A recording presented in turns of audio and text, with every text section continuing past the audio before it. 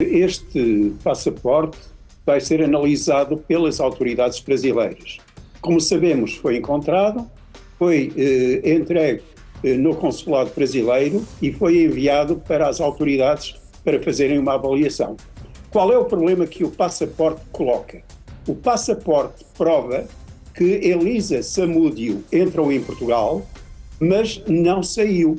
E, por outro lado, não há notícia de que tenha obtido outro documento, outro passaporte, para sair de Portugal.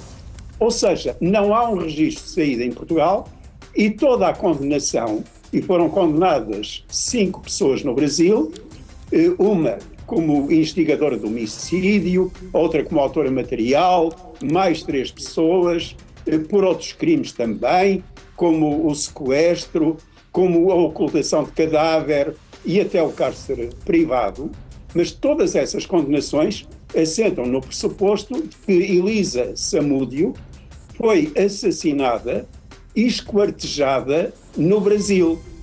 Ora bem, o problema é que nunca apareceu o corpo.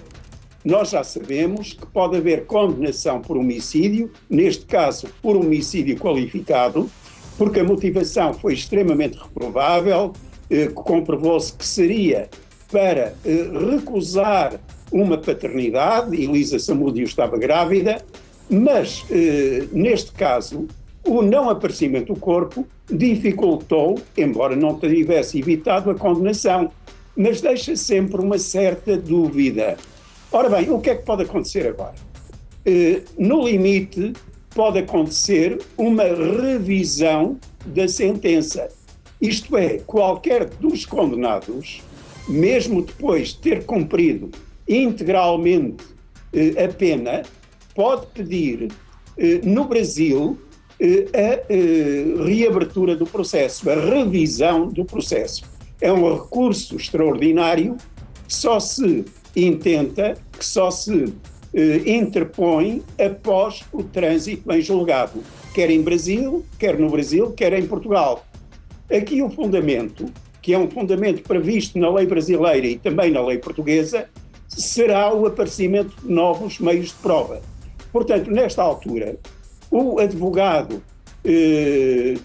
advogados, melhor dizendo, todos os arguidos que foram condenados, estão certamente a ponderar um recurso extraordinário de revisão.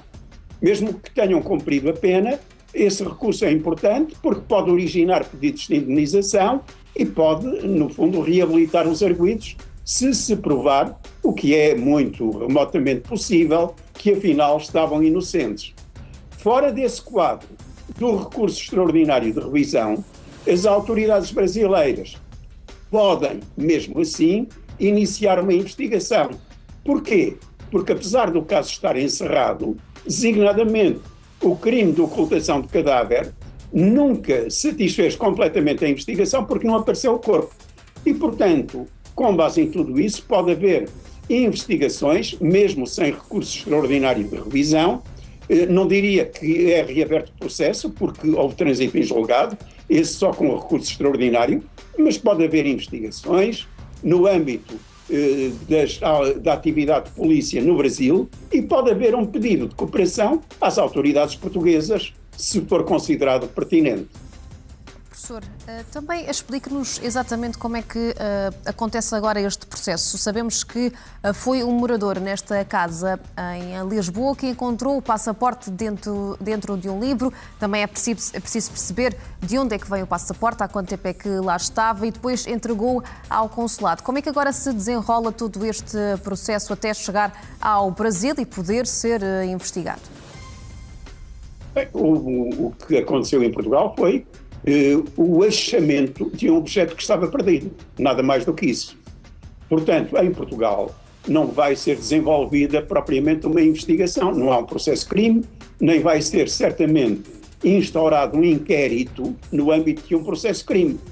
Portanto, tudo o que aconteceu em Portugal foi o achamento de um passaporte, de um objeto perdido. Claro, os cidadãos, tanto mais que eram brasileiros, entregaram esse passaporte ao Consulado do Brasil.